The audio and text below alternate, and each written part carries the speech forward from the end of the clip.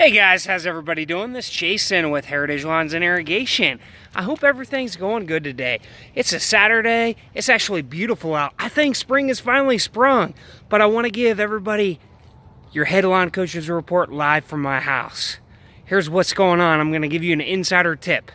So you see all these piles that are along your driveway? Here's the secret. Today's a perfect day to get out and to start scraping those piles, because if we leave those piles along your driveway, we're probably gonna have snow mold. Snow mold is not a good thing, and snow mold is very hard to cure. Once we have snow mold, we're gonna have to do a spring seeding. So just giving everybody the heads up, we need to get that snow off the lawn and do everything we can. And here's your insider tip. You can take a leaf rake, fluff everything out, and I'm gonna take some pictures and kind of show you guys what I have done. And I just basically put everything back on my driveway so everything will melt. So it's very important.